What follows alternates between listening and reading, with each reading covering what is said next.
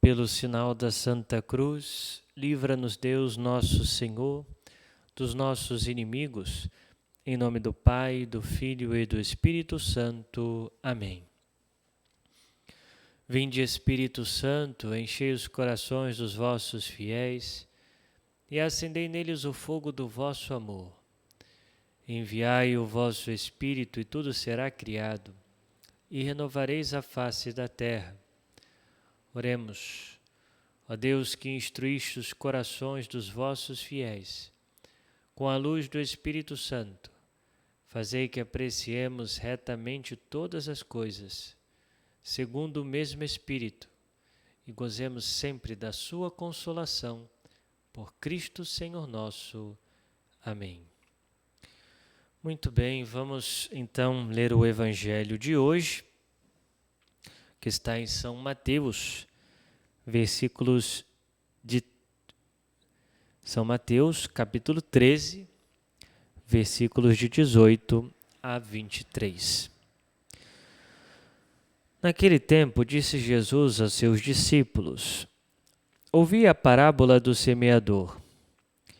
Todo aquele que ouve a palavra do reino e não a compreende, vem o maligno e rouba o que foi semeado em seu coração. Este é o que foi semeado à beira do caminho. A semente que caiu em terreno pedregoso é aquele que ouve a palavra e logo a recebe com alegria. Mas ele não tem raiz em si mesmo. É de momento. Quando chega o sofrimento ou a perseguição por causa da palavra, ele desiste logo. A semente que caiu no meio dos espinhos é aquele que ouve a palavra, mas as preocupações do mundo e a ilusão da riqueza sufocam a palavra, e ele não dá fruto. A semente que caiu em boa terra é aquele que ouve a palavra e a compreende. Esse produz fruto. Um dá 100, outro 60 e outro 30. Muito bem, caríssimos irmãos e irmãs, nesse Evangelho de São Mateus, capítulo 13, Jesus explica aos seus apóstolos e os seus discípulos mais próximos a explicação da parábola do semeador. Jesus então vai destrinchando, dizendo: olha, todo aquele que ouve a palavra do reino e não compreende, vem o maligno e rouba o que foi semeado no seu coração. Esse é o terreno que ele chama, né, a semente que foi jogada no caminho, né? Então, vem os pássaros e comem as sementes e vão embora. Então Jesus diz aqui, todo aquele que ouve a palavra do reino e não a compreende, vem o maligno e rouba o que foi semeado no coração, né? Este é o que foi semeado à beira do caminho, ou seja, aquele que não permite que a palavra entre dentro do seu coração, que Jesus, que é a palavra de Deus, habite no seu coração, né? Se coloca uma barreira, né? Geralmente aquele que ainda não teve um encontro pessoal com nosso Senhor Jesus Cristo, né? Não teve um encontro que faz a diferença na sua vida, né?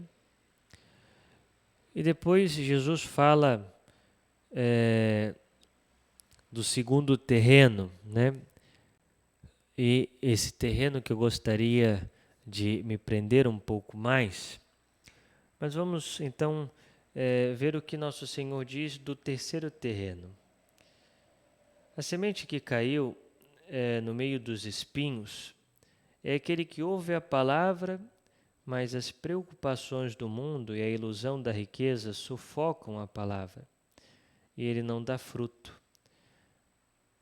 Veja, essa é a semente que caiu à beira, no lugar onde havia espinhos, né?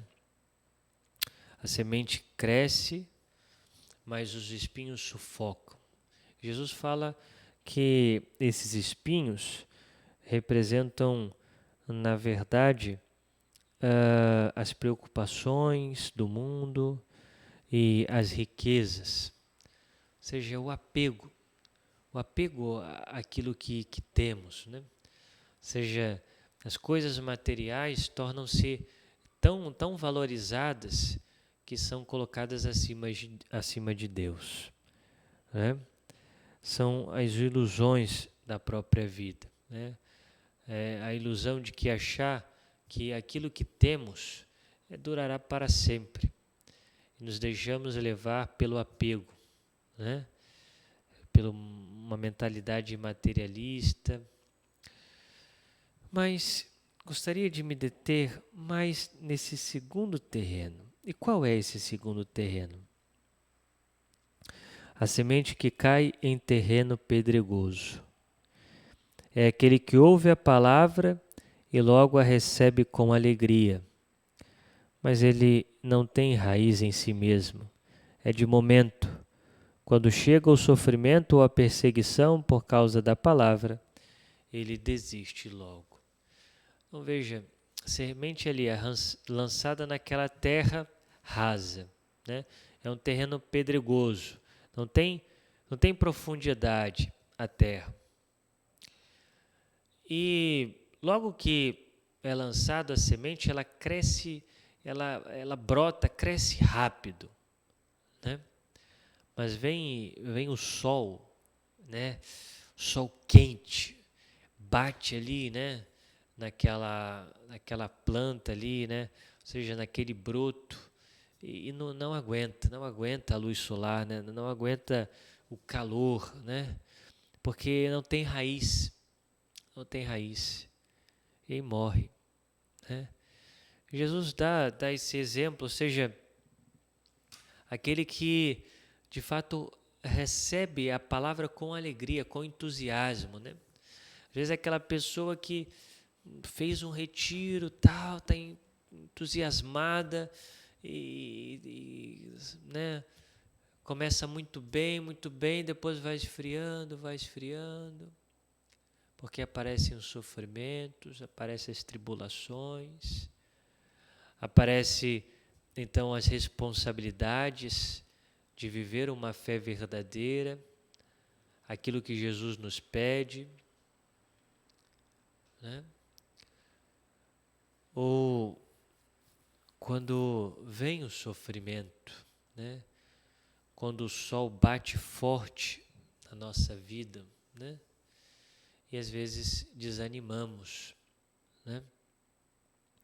Quando pensamos, ou seja, que ao passar por um sofrimento, que Deus não está conosco, que Deus nos abandona, que Ele talvez não nos ame, mas pelo contrário, né, devemos pedir a graça de Deus para que o nosso terreno seja um terreno bom, fundo, né, um terreno que acolha de fato a palavra de Deus. Porque pode vir o sofrimento, o sol bater em nós, o sofrimento, e resistirmos com a graça de Deus, né? Saber que o sofrimento torna-se um meio de santificação, de salvação.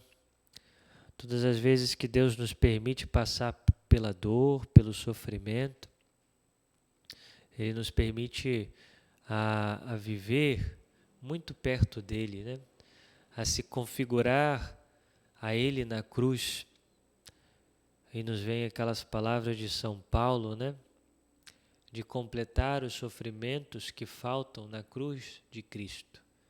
Claro que não falta o sofrimento, né? Mas é um modo de participar.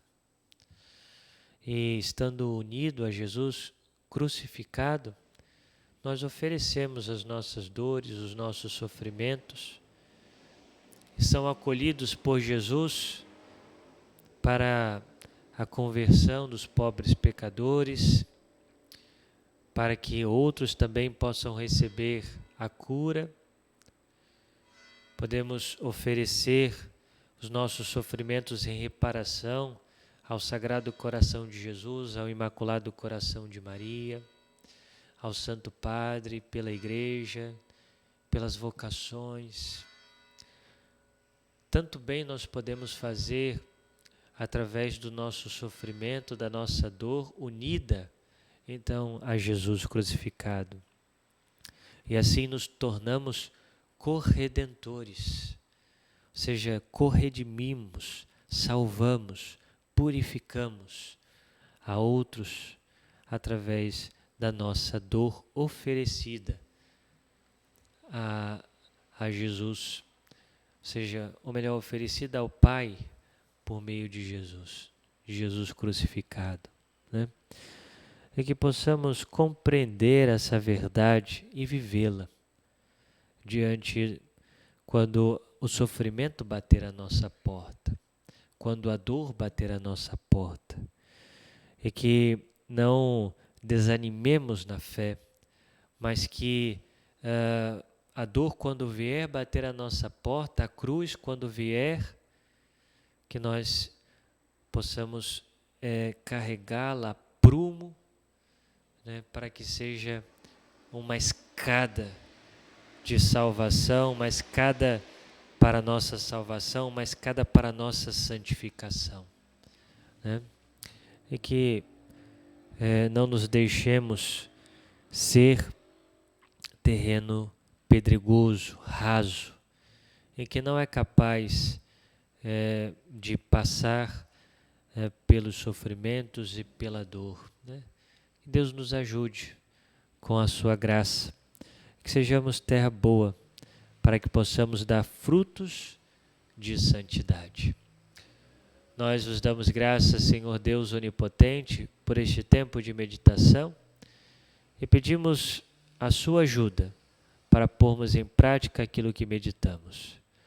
Glória ao Pai, ao Filho e ao Espírito Santo, como era no princípio, agora e sempre. Amém. Muito obrigado pela sua companhia, por estar conosco nessa meditação. Se não faz parte ainda do nosso canal, se inscreva e compartilhe também os nossos vídeos. Louvado seja o nosso Senhor Jesus Cristo, para sempre seja louvado.